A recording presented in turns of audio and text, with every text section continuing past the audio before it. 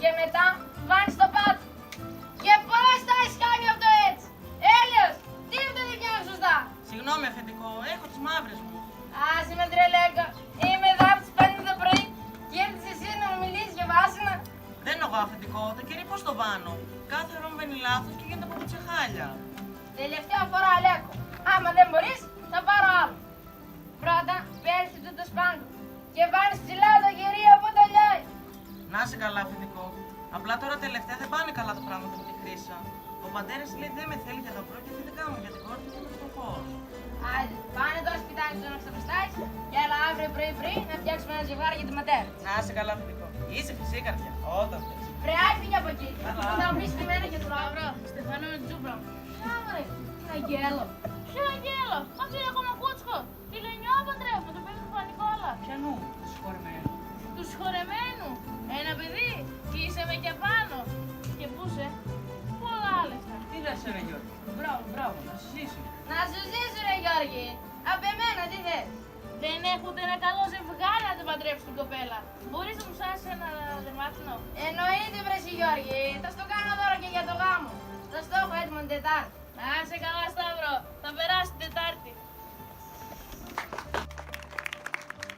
Παπούτσια. Ο Κωστάκης του Μπαρμπαλάβου δεν έχει μόνο ένα, αλλά δύο ζευγάρια.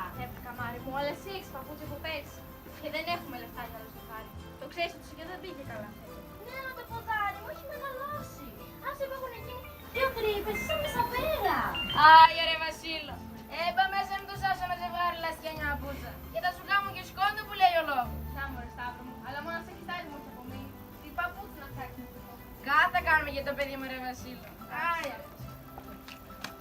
Και έτσι βλέπουμε πόσο σημαντικά ήταν και τα ζώα για το επάγγελμα του Γιώργου και όχι μόνο τα μέλη της οικογένειας. Ύστερα μετά το όργωμα, οι αγρότες χρησιμοποιούσαν τη σβάρνα, που δυστυχώς δεν μπορούμε να την έχουμε μαζί μας. Η σβάρνα ήταν ένα τριγωνικό ξύλινο εργαλείο με ραβδόσεις, όπου βοηθούσε στην ισοπαίδωση του χώματος και στο τρίψιμο από τα σβόλια. Για να γίνει πολύ σημαντικότερη δουλειά, συνήθιζαν να βάζουν πάνω κάποιο βάρος, πέτρες, ή οι παππούδες έβαζαν πάνω τα εγγόνια τους για να και τα άλογα σέρνοντας τη σβάρνα τα πήγαιναν βόλτα. Έτσι έμεινε γνωστή η φράση «τα πήρε όλα σβάρα». Όπα! Ένα χορόδι ρίξαμε για την ύφη! Πάμε όργανα!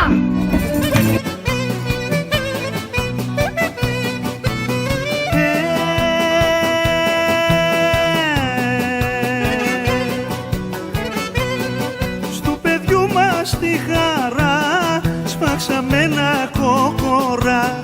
Στου παιδιού μας τη χαρά σφάξαμε ένα κόκορα. Και φάγε όλη η Σαμσούντα, και φάγε όλη η Σαμσούντα. Χόρτασε κι τραπεζούντα. Έχει, το σαλβάρι τρύπαν έχει, το σαλβάρι τρύπαν έχει.